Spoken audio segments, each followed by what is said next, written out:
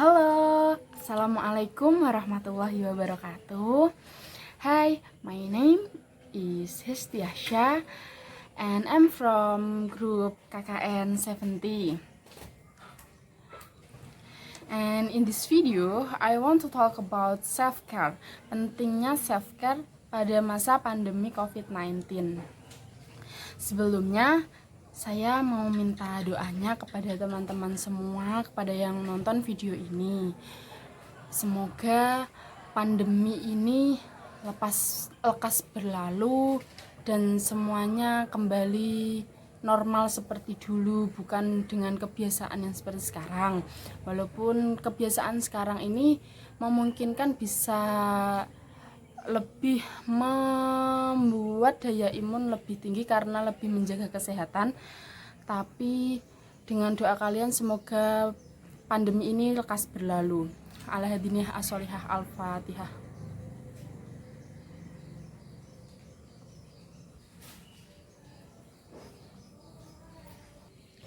Sebelumnya, untuk mengenal apa itu self-care, jadi beberapa pengertian yang ada di kalau kita searching ini aku dapat dari Skata dan aku juga cari-cari di lainnya, bahwa definisi dari self care itu perawatan diri sendiri untuk mental maupun fisik. Karena kan adanya dampak dari pandemi ini, mental hampir semua anak, semua orang tua itu kena. Karena contoh yang umumnya itu homeschooling. Nah, bisa jadi nanti tuh jadi home yelling karena peran guru beralih ke peran orang tua. Peran guru dialihkan kepada orang tua. Belajar di rumah. Beberapa ada yang memiliki tugas rumahnya itu banyak. Banyak itu lebih ya, bisa dua subtema. Lebih dari itu mungkin bisa jadi hal-hal yang tidak mendukung itu bisa terjadi. Misal ada beberapa orang tua yang tidak memiliki handphone, tidak punya kuota, karena kuota kan perlu beli. Kalau nggak ada uang ya nggak bisa, kecuali kalau ada wifi tetangga, maybe nggak rumah tetangga aja. Terus ya kalau orang tuanya full menjadi ibu rumah tangga, kalau menjadi wanita karir kan jadinya nggak bisa sepenuhnya bimbing anaknya. Terus karena ada akibat-akibat itu, karena adanya kejadian-kejadian itu bisa dilihat bahwa seseorang itu bisa terkena mentalnya. Karena adanya kejadian tersebut, mental seseorang jadi terkena, sehingga perlu melakukan self-care, yaitu perawatan diri secara fisik maupun secara mental. Beberapa di antaranya yang perlu diperhatikan adalah tidur yang cukup. Pertama, jangan larut malam, begadang. Terus yang kedua, makan yang sehat dan teratur. Jangan sampai kita makannya jadi males-malesan, terus akibatnya ke dalam tubuh kita menjadi lemah. Terus yang ketiga, walaupun di rumah aja, kita harus tetap olahraga, dan olahraganya kalau bisa minimal seminggu itu 3 kali, dan harus teratur. Apa-apa itu yang teratur itu kadang sulit, tapi kita harus berusaha supaya tubuh kita tetap sehat dan kuat. Terus yang keempat, menjaga kebersihan diri. Walaupun di rumah aja, nggak pergi-pergi, nggak mejeng, nggak ngecengin siapa-siapa, itu tetap kita harus mandi. Terus minimal mandi. Terus Jangan lupa selalu gosok gigi ya. Kebersihan rambut, mata, telinga, hidung, semuanya. Setelah empat hal tadi terlaksanakan secara teratur, kita bisa menambah sesuai minat kita. Jadi supaya tidak bosan, kita bisa melakukan hal yang di rumah seperti kita mencintai olahraga, kita bisa yoga bisa membuat pikiran jadi tenang. Terus kegiatan yang lain seperti memasak, jadi keahlian memasak bisa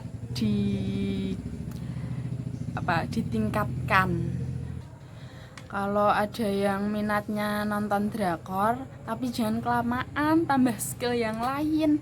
Kalau nonton drakor kelamaan nanti bisanya menguap, ngantuk, tidur.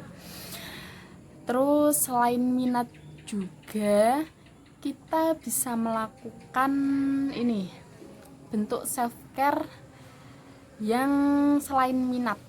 Kita bisa melakukannya setiap hari, seperti menarik nafas dalam-dalam, kita mengeluarkan perlahan, kita peregangan supaya tenang, jadi nggak kaku tubuhnya, stretching. Terus yang kedua, walaupun di rumah bisalah main ke halaman untuk sekedar melihat pemandangan sekitar rumah, apalagi yang rumahnya penuh yang hijau-hijau kayak di samping saya kan, bisa tambah segar penglihatannya. Terus yang ketiga, bisa membuat jadwal harian. Apa sih biar nggak bosen? Kan setelah tadi bisalah setelah minat tadi sesuai minat tadi dimasukkan jadwal. Yang keempat, yang suka mendengar musik bisa dilakukan mendengar musik sambil membaca atau melakukan kegiatan lain. Terus yang kelima, selalu tetap ya, walaupun kita di rumah aja, tetap rutin interaksi walaupun lewat sosmed. Terus yang selanjutnya, kita tetap harus kontrol apa aja sih yang harus kita lakukan. Terus kita di rumah aja lebih bisa memperdalam ilmu, lebih mendekatkan kepada Sang Pencipta. Terus walaupun ya kita berinteraksi lewat media, tapi kita tetap harus menjaga atau membatasi akses media. Apalagi ya kalau lihat yang berita-berita COVID, semakin hari semakin nambah tuh bisa bikin mental kita down. Terus kalau selain fisik nih ya, kita tuh bisa memanjakan diri kita pakai masker. Sheet mask kan bikin seger di wajah. Ya kan. Tapi perlu diingat ya, setiap orang itu mempunyai karakter, mempunyai cara yang berbeda-beda untuk menghilangkan kebosanannya di rumah. Jadi untuk kalian mengetahui pentingnya self care ini di masa pandemi, orang itu beda-beda untuk menghilangkan rasa bosannya. Bisa jadi dia menghilangkannya dengan cara main game. Itu jangan kalian melihat orang main game itu negatif, ambil positifnya. Daripada dia tidur, maybe dia mendingan interaktifnya pakai game. Terus ada orang yang menginginkan yang sunyi, sepi, hening, bisa berdiam diri di suatu tempat atau mendengarkan musik yang membuat mereka itu lebih bersemangat. Jadi itu beberapa tips self care supaya di rumah nggak bosan, di rumah tetap sehat, mental, fisik tetap terjaga. Sekian dari saya, terima kasih. Kalau ada salah-salah ya dimaafkan. Beberapa link tentang self care nanti saya kasih di deskripsi. Terima kasih atas waktunya. Wassalamualaikum warahmatullahi wabarakatuh. Bye bye.